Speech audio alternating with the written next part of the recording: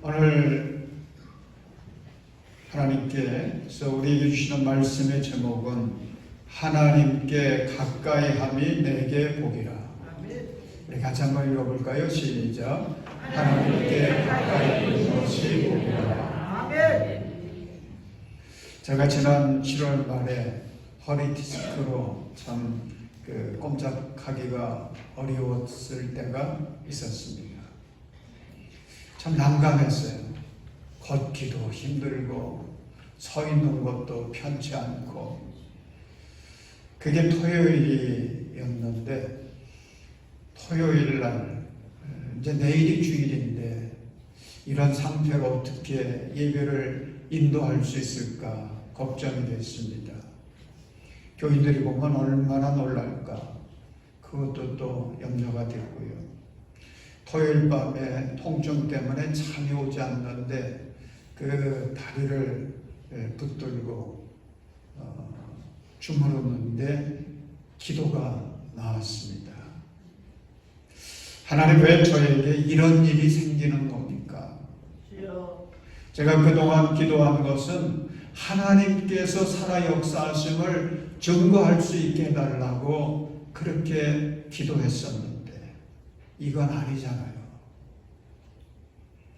여러분, 우리가 믿음 생활하다 보면 어느 때는 정말 하나님이 살아계시구나 이걸 우리가 느낄 때가 있습니다. 이럴 때만 계속된다고 하면 얼마나 좋겠어요.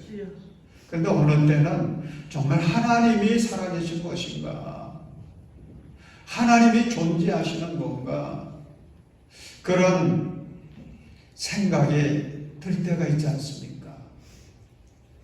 그래서 하나님을 잘 믿던 사람도 그런 일을 당할 때에 그 시험 앞에서 그만 흔들리고 넘어지기도 하죠. 오늘 우리가 함께 읽은 이 시편 73편은 바로 이런 시험을 겪고 있는 신앙인이 그런 시험 속에서 자신이 겪은 그런 신앙적인 체험과 간증을 여기에 담고 있는 것입니다. 우리 1절, 2절 말씀 보면 하나님은 마음이 정직한 사람과 마음이 정결한 사람에게 선을 베푸시는 분이건만 나는 그 확신을 잃고 넘어질 뻔했구나. 그 믿음을 버리고 미끄러질 뻔했구나. 이 시인은 하나님은 마음이 정직하고 마음이 정결한 사람에게 복을 주신다, 선을 베푸신다, 이 믿음을 가지고 그렇게 살기 위해서 힘썼어요. 그런데 현실은 그렇지 않더라 하는 거죠. 선한 사람이 고통을 당하고 악하게 사는 사람이 형통하게 살고 있으니 이게 어찌된 일이냐? 도대체 하나님이 계신 거냐? 그래서 이 시인도 믿음의 길에서 미끄러질 뻔했다. 그러면서 저자는 3절부터 11절에서 이런 모순적인 현실을 쭉 열거합니다. 그러다가 12절, 13절에서 이렇게 고백하고 있습니다. 우리 12절, 13절 말씀 함께 읽겠습니다. 그런데 놀랍게도 그들은 모두가 악인인데도 신세가 언제나 편하고 재산은 늘어만 가는구나. 이렇다면 내가 깨끗한 마음으로 살아온가, 내 손으로 죄를 짓지 않고 깨끗하게 살아온 것이 허상하는 말인가. 여러분, 이 시인의 심정 이거 이해되시죠? 믿음으로 살아오신 분들은 이런 경험들 다 하며 살아오지 않으셨습니까? 세상이 이렇다면 굳이 하나님을 믿을 이유가 뭐냐는 거죠. 미국의 믿음의 사람 랜디 알콘이 쓴 악의 문제 바로 알기라고 하는 책이 있습니다. 이 책에는 바트 오만이라는 사람이 등장해서 이런 말을 합니다. 고통의 문제는 오랫동안 나를 쫓아다녔다. 내가 어릴 적에 종교에 관해 생각하기 시작한 것도 이 문제 때문이고, 나이 들어 신앙의 회의를 느낀 것도 이 문제 때문이다. 고통의 문제는 결국 내가 믿음을 버린 이유이기도 하다. 나는 인생의 대부분을 독실한 크리스천으로 살았다. 고등학교에 들어간 후 신앙 클럽에 들어가 거듭남을 경험했는데 그때 내 믿음이 한 단계 올라가는 느낌을 받았다. 신앙이 깊어진 나는 무디 성경학교에 들어가 목회 훈련도 받았다. 나는 기독교에 관한 중요한 자격들을 갖추었으며 뼛속까지 크리스천이었다.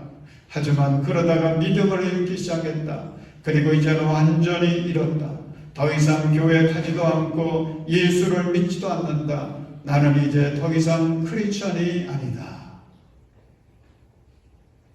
여러분, 오늘날 우리 주변에 예수 믿는다고 하는 사람들, 이런 인생의 문제에 부닥쳐서 그만 방황하다가 길을 잃어버리는, 믿음 잃어버리고 하나님을 떠나는 사람들 우리가 종종 보지 않습니까?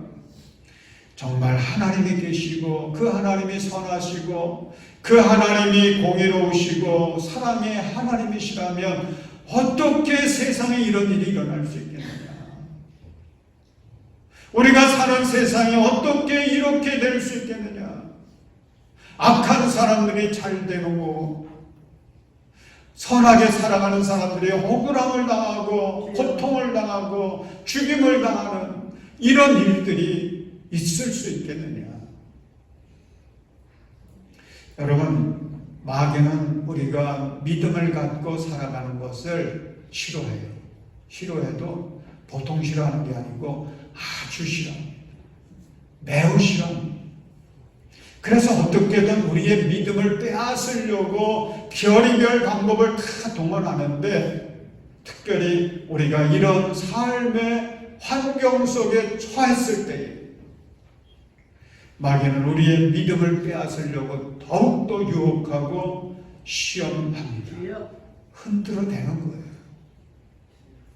그러므로 여러분, 마귀가 여러분의 믿음을 빼앗아가려고 흔들어댈 때에는 성급하게 속단하지 마십시오. 그럴수록 신중하게 주님의 말씀 붙들고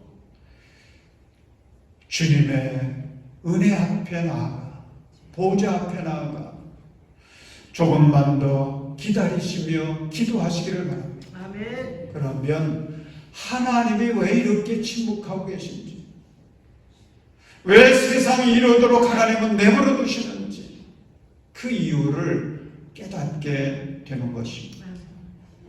시편 73편 이 시인도요, 처절하게 하나님의 존재와 하나님의 역사하심에 대해서 알 수가 없었습니다.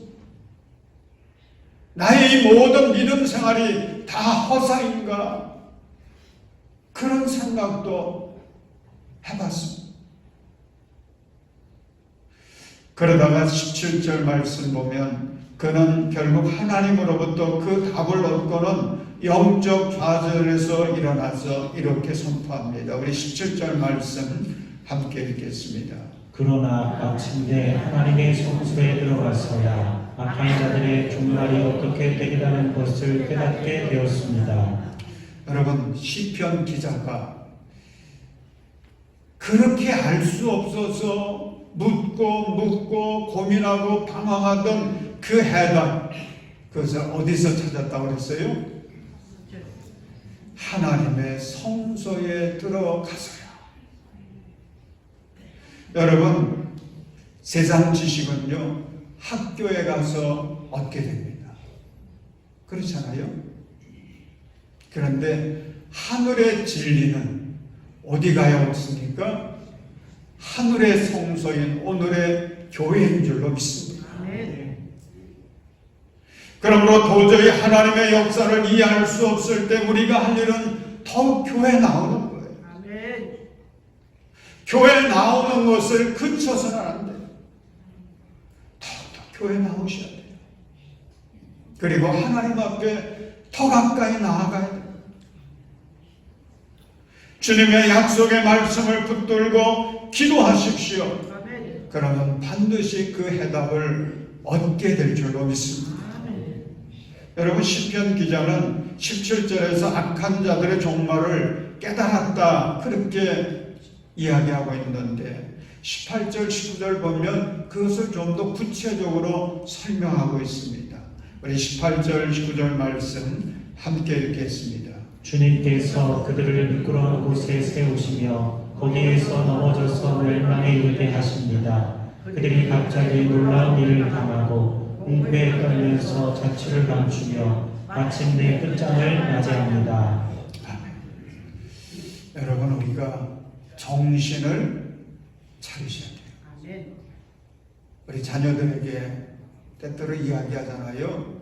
야, 이 녀석아, 정신 차려. 정신 차려. 뭔가 삶이 흔들릴 때에 부모는 안타까운 마음으로 정신 차리라고 하죠. 여러분, 우리가 인생을 살아가면서 믿음 없이 사는 사람이 잘 되는 것 같거든요. 믿음 없이도 행복하게 사는 것 같거든요. 아니, 믿음 없는 사람이 믿고 살아가는 나보다 더 잘 되는 것 같아요. 그럴 때 우리는 흔들립니다. 그런데 여러분, 이때의 정신을 바짝 차리시기 바랍니다. 아멘. 우리 인생은 이 땅에서 죽음으로 끝나는 게 아니에요. 사람들 중에 보면 아이고 죽으면 그만이죠. 그렇죠. 그런데 죽으면 그만입니까? 아닙니다. 죽음 이후에는 하나님의 심판이 있어요. 주여. 그 하나님의 심판을 피할 수 있는 사람은 아무도 없습니다. 모두가 하나님 앞에 심판을 받습니다. 여러분, 이 땅에서 하나님 없이도 잘 살 수 있다고 그렇게 말하면 살아가는 사람은 왜 그렇습니까? 아직 영적인 눈이 열려지지가 않아서 그래요. 영적인 눈이 열려져야 하나님의 심판이 보이고요. 죽음 이후에 우리에게 예비된 그 세상이 보이는 것입니다. 여러분, 야고보서 5장 1절을 보십시오. 야고보 사도는 부자들을 가리켜 불쌍한 자들이라고 말씀하고 있습니다. 부자들은 들으십시오. 여러분에게 닥쳐올 비참한 일들을 생각하고 울며 부르짖으십시오. 충격이잖아요. 왜냐하면 우리는 누구나 부자가 되면 그 인생은 뭐든지 할 수 있고 그 인생은 편안히 살 수 있고 행복하게 살 수 있고 잘 살 수 있다고 믿기 때문에 나도 부자가 되려고 별별 방법을 다 동원하기도 하지 않습니까? 이게 우리들의 소원인데, 야고보 사도는 부자들은 닥쳐올 비참한 일들을 생각하고 울며 부르짖으라고 그렇게 이야기합니다. 여러분, 영적인 눈이 뜨이지 않으면 하나님 없이 살아가는 부자가 왜 불쌍한 존재인지 이게 보이지 않아요. 볼 수 없어요. 여러분, 야고보 사도도 부자가 되고 싶어 하지 않았을까? 그런 생각을 해봅니다. 그런데 그가 주님과 동행하면서 성령의 역사하심을 통해서 영적인 눈이 열려진 거예요. 아멘. 그러면서 놀라운 사실을 깨닫게 된 것입니다. 여러분, 이 세상에서 어리석은 사람들이 있습니다. 첫째는 하나님 없이도 부귀와 명예를 누리면 그 사람이 행복한 사람이다. 그런 인생이 잘 사는 인생이라고 생각하며 살아가는 사람, 이 사람이 어리석은 사람이에요. 그런데 더 어리석은 사람이 있습니다. 하나님께서 약속해 주신 하늘의 소망을 믿음으로 바라보며 살아가면서도 때때로 세상의 부귀 영화에 그만 마음이 빼앗겨서 그 믿음이 흔들리고 있는 사람, 이 사람은 더 어리석은 사람이에요. 주여. 더 딱한 사람입니다.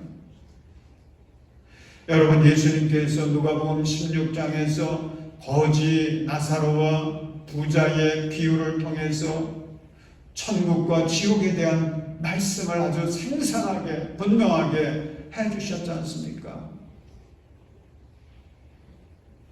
사랑하는 여러분, 우리가 주님과 함께 있을 때, 함께 있는 것도 가까이 있을 때 주님은 우리의 오른손을 붙잡아 주세요. 아멘.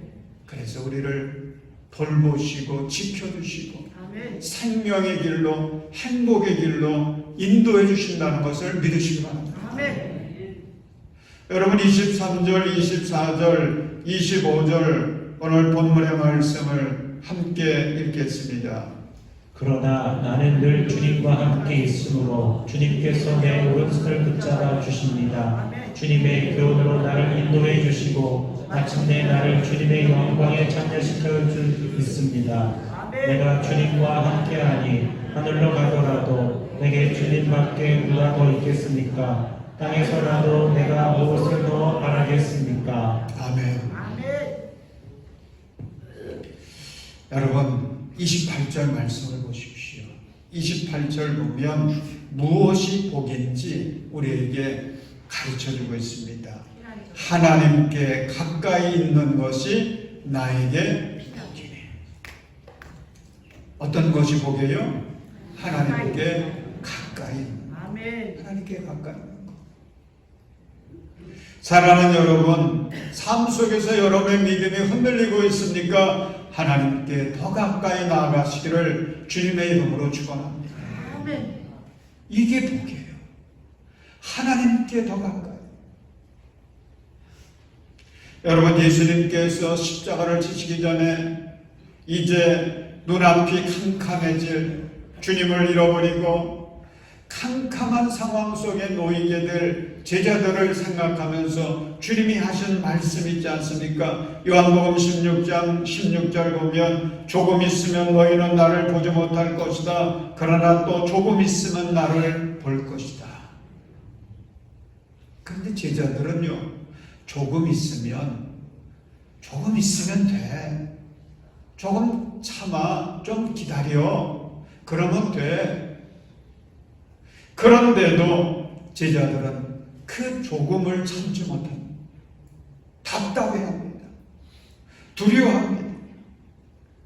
이렇게 참을 수 없는 제자들을 위해서 주님께서 더 확실하게 해주신 약속의 말씀이 16장 22절 말씀입니다. 이와 같이 지금 너희가 근심에 쌓여 있지만 내가 다시 너희를 볼 때에는 너희의 마음이 기쁠 것이며 그 기쁨을 너희에게서 빼앗을 사람이 없을 것이다. 아멘. 사랑하는 여러분, 주님은 오늘 우리에게도 동일한 말씀을 해주세요.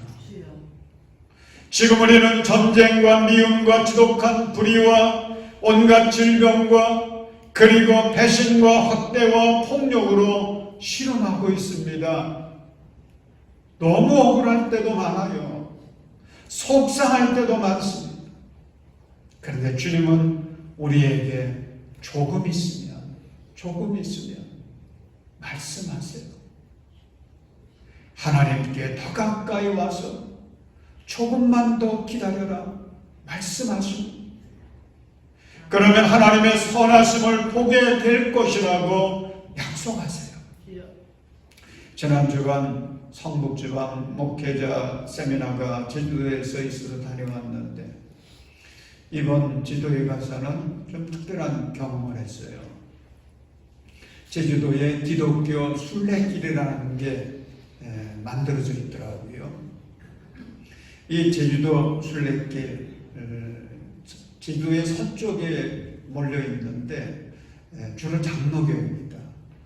장로교회를 이렇게 순례하면서 이제 기독교 귀족도 함께 순례하게 만들어 놨는데 이번 이 순례길을 같이 돌면서 제주도의 역사를 더 자세하게 알게 됐습니다. 그리고 그 제주도의 역사 속에서 교회가 어떤 역할을 했는지 또 어떻게 성장을 했는지 이런 것들도 함께 알게 됐어요. 그래서 참 은혜로웠는데, 이도종 목사님에 대해서 이 시간 좀 소개하려고 합니다. 이도종 목사님은 제주도 출신 첫 번째 목사님이셨어요. 그러니까 제주도가 이 미신 또 불교 뭐 이런 거에 이제 뒤덮여져 있는, 그래서 아주 가난한 땅이 제주도지 않습니까? 그런데 이런 제주도에서 처음 신앙인이 되었고 또 처음 목사가 되었다. 이거 참 어려운 일이었죠. 그래도 이도종 목사님은 그런 모든 환경을 이기고 이제 제주도의 첫 번째 목사가 되어서 제주도에 목회를 한 것입니다. 그러다가 1948년 그 4.3 사건이 있지 않았습니까? 참 우리가 가슴 아파하는 제주도에서의 4.3 사건이 있었는데 그때 순교하셨어요. 이 이도종 목사님이 1848년 6월 4.3 사건이 일어난 직후에 이제 그 제주도 상황이 아주 심란해졌죠. 교인들의 상황은 어떨까, 형편은 어떨까 걱정이 되어서 그 위험한 상황 속에서도 이 목사님이 자전거를 타고 교인들의 집을 신방을 가다가 그만 공산당 측 무장대원들에게 붙잡히게 됩니다.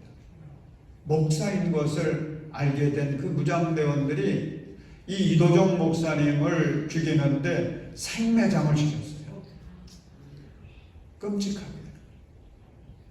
그래서 이도종 목사님은 생매장을 당했는데 생매장을 당하면서도 이 이도종 목사님은 그들을 향해서 복음을 전하고 그리고 죽어가면서도 예수님처럼 그들을 불쌍히 여겨달라고 하나님께 기도하며 순교하셨습니다. 가족들과 교인들은요, 목사님이 신방 간다고 나가셨는데 소식이 없거든요. 이렇게 돌아가신지도 모르고 행방불명이 된 것처럼 생각을 해가지고 그렇게 1년이란 시간이 흘렀습니다. 그러다가 그때 이도종 목사님을 그 순교하게 만들었던 대원 중에 한 사람이 붙잡히게 되었고 이 사람을 통해서 알려지게 됐습니다. 그래서 가서 파보니까 이도종 목사님의 시신이 있었고 그 시신은 기도하는 모습이었습니다. 그리고 다른 그 사람들도 여러 명이 함께 매장되어 있는 현장을 파게 된 것입니다. 그래서 장례를 지냈습니다. 여러분 생각해 보십시오. 여기까지만 보면요, 예수 믿고 이렇게 비참하게 된 거예요.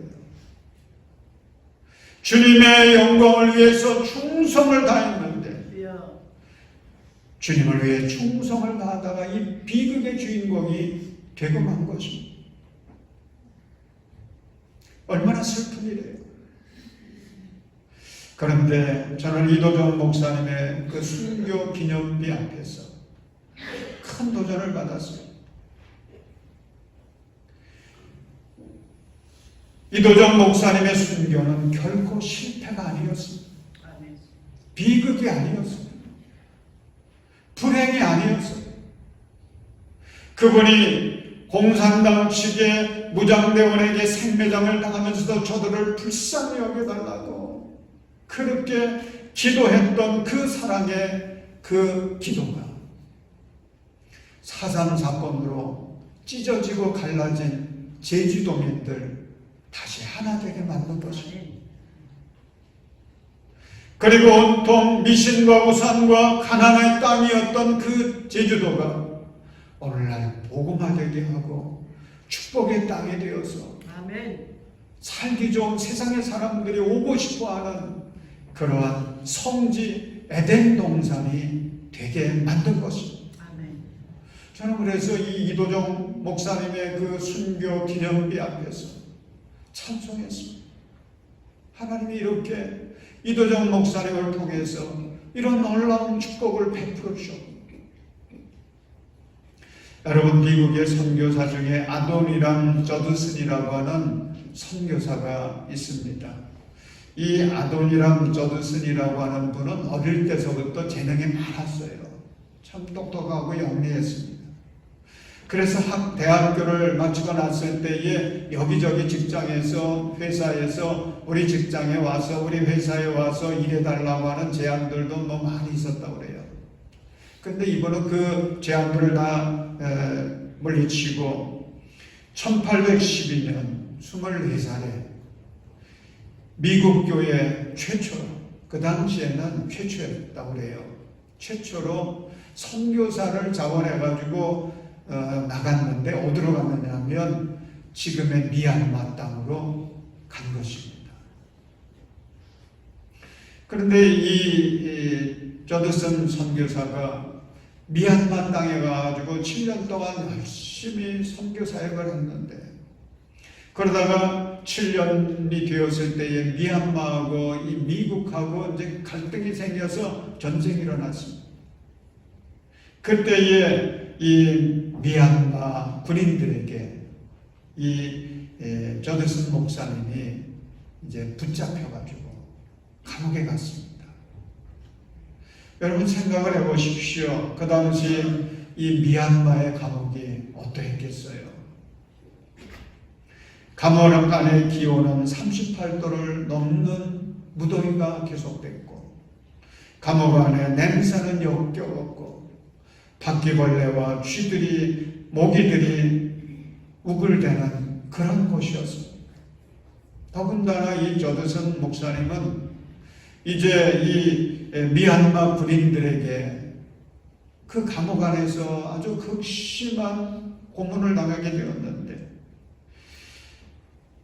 인봉과 오물의 머리를 받고 있기도 했습니다. 그러니 그 감옥 안은 생지옥이죠. 그렇게 지내다가 이제 감옥에서 나오게 됐어요. 감옥에서 나오니까 그의 건강은 완전히 엉망이 됐습니다. 더군다나 사랑하는 아내, 이제 감옥에 들어가기 전에 임신하고 있었는데 해산을 하다가 그만 아내도 죽고 아이도 죽어서 얼마나 비참하게 됐는지. 더군다나 이 저드슨 선교사님이 7년 동안 선교 사역을 하면서 결신자를 얻기 위해서 힘썼지만 결신자가 하나도 없었어요. 그가 남긴 것은 성경을 미얀마어로 번역해서 성경을 만들었고, 그리고 미얀마 사람들을 위해서 미얀마 사전을 제작해 놨었는데, 그만 그 군인들이 갑작스럽게 들이닥쳐서는 그것마저도 다 폐기시켜버리고 말았습니다. 얼마나 슬픔이에요. 얼마나 실패해요. 그런데 놀라운 사실은 그 신앙이, 그 충성과 그 선교가 실패인 것처럼 보였는데 시간이 지난 다음 보니까 실패가 아니었더라는 거죠. 아멘. 그의 아들 중 한 명인 에드워드 저드슨이라고 하는 아들이 있었는데, 그는 아버지를 이어서 목사가 됐습니다. 그리고서는 뉴욕에서 목회를 했는데, 목회한 지, 교회를 시작한 지 7년 만에 교인들이 700명이 됐어요. 부흥을 한 것입니다. 그리고 그는 교회를 개척하면서 최초로 교회 유치원을 시작했고, 기술훈련센터와 체육관과 무료진료소, 어린이집을 세워가지고 그 지역에서 아주 사랑받고 존경받는 그런 목회자가 됐다는 것입니다. 뿐만 아닙니다. 아돈이람 저드슨 이 선교사가 미얀마를 가서 선교하고 돌아온 다음에 많은 선교사들이 그 뒤를 이어서 미얀마를 찾아갔고 복음을 전해서 오늘의 미얀마가 되게 했다는 것입니다. 아멘. 그래서 그의 아들 에드워드 저드슨 목사는 거꾸로 된 리더십이라고 하는 책을 썼는데 그 책에서 참 귀한 말을 기록해 놓았습니다. 우리가 고통 없이 성공했다면 그것은 다른 사람이 우리 앞서 고통을 받았기 때문이다. 그리고 우리가 성공 없이 고통받고 있다면 아마 우리 뒤에 다른 사람이 성공을 거둘 것이다. 아멘. 참 귀한 고백이지 않습니까? 사랑하는 성도 여러분, 우리가 살아가는 이 세상은 부조리하고 또 악한 자가 승리하는 것처럼 보일 때가 얼마나 많습니까? 하나님이 계신지, 하나님이 역사하시는지, 우리의 마음속에 의심이 꿈틀댈 때가 얼마나 많은지. 그러나 여러분, 낙심하지 마십시오. 하나님께 가까이 함이 내게 복인 것을 믿고 그럴수록 주님의 말씀 붙들고 더 가까이 주님께 나아가 기도하시기를 바랍니다. 아멘. 옛날 우리 어머니가 즐겨 부르던 찬송이 생각이 났습니다. 찬송 540, 지금은 545장인데 이 노래 아무 증거 아니 되어도 그런 찬송이거든요. 우리 어머니가 이 찬송을 참 좋아하셨어요. 그래서 열심히 부르셨는데 그때 그 찬송을 즐겨 부를 때에 우리 가정의 상황은 캄캄했습니다. 앞이 보이지 않는 그런 어려운 힘든 상황이었습니다. 그런데도 열심히 찬송하셨어요. 이 노래 아무 증거 아니 되어도 믿음만을 가지고서 늘 걸으며 이 노래 아무 소리 아니 들려도 하나님의 약속 위에 서리라. 저는 그 찬송가가 별로였어요. 별로였어요. 그 가사가 마음에 들질 않았어요. 왜냐하면 우리 가정은 믿음 생활을 열심히 했거든요. 우리 어머니는 그 어려운 생활을 하면서도 11조 생활 열심히 했어요. 그래서 아버지한테 혼나기도 했어요. 보리밥도 제대로 못 먹으면서 성미는 쌀로 했어요. 낮에는 장사를 하는데 그 피곤한 가운데도 새벽에는 새벽 기도 가야 된다. 새벽을 깨우셔서 나가셨어요. 교인들 가정에 어려운 일이 생기면 남들은 그거 회피하는데 우리 어머니는 서슴지 않고 달려가서 돌봐줬습니다. 그런데도 우리 가정은 어려운 거예요. 고통의 사슬에서 풀어지지가 않는 것입니다. 저는 우리 어머니의 그 믿음이 어리석다고 생각을 했습니다. 쓸데없다고 생각을 했습니다. 그런데도 우리 어머니는 낙심하지 않고 찬송하며 기도하십니다. 걸어가세 믿음 위에 서서 나가세 의심 버리고 걸어가세 믿음 위에 서서 눈과 귀에 아무 증거 없어도 찬송했습니다. 저는 그 믿음이 그렇게 대단한지 몰랐어요. 도리어 어리석게 생각이 들었고 순수하다고 생각도 했고요. 저런 믿음 가지고 우리의 가정이 어떻게 이게 열려지고 해결될까 막막하기만 했습니다. 그런데 세월이 흐른 뒤에 보니까 우리 가정이요 어머니의 믿음대로 되더라고요. 아멘. 가정의 문제들이 하나하나 풀어지게 됐습니다. 삼형제가 강리교 목사들이 되어서 지금도 하나님의 교회를 섬기며 주님의 영광을 위해서 살아가고 있습니다. 아멘. 사랑하는 여러분, 하나님은 살아계십니다. 하나님은 오늘도 역사하세요. 우리의 미래는 지금 내가 가지고 있는 나의 믿음에 달려 있습니다. 우리 자손들의 문제도요, 우리 가정, 우리 가문의 미래도요, 지금 내가 어떤 믿음을 갖고 있느냐, 나의 믿음에 좌우되는 것입니다. 그러므로 지금 아무 증거 보이지 않는다고 해도 주님의 약속 붙들고 주님께서 예비해 놓으신 그 은혜의 때를 바라보면서 조금만 더 기다리면서 주님 앞에 더 가까이 나가시기를 바랍니다. 아멘. 그래서 마침내 축복의 열매를 풍성히 수확해서 예. 하나님께 영광을 돌릴 수 있는 우리 장이 가족들 다 되시기를 주님의 이름으로 축원합니다. 기도하겠습니다. 사랑의 하나님, 믿음 없는 저희를 긍휼히 여겨 주옵소서. 우리의 믿음이 부족해서 사탄의 유혹과 시험을 이기지 못하고 흔들리고 넘어질 때가 많습니다. 주님, 성령 충만, 말씀 충만하게 해주셔서 주님의 약속을 바라보며 한 걸음 한 걸음 더 가까이 나아가게 하여 주시옵소서. 아멘. 그래서 내 믿음대로 된다고 하셨던 주님의 말씀대로 우리 성도들의 삶이 하나님의 영광을 드러내게 하시고 세상에 감동을 줄 수 있는 복된 삶이 되도록 은혜 위에 은혜를 더하여 주시옵소서. 예수님의 이름으로 기도합니다. 아멘.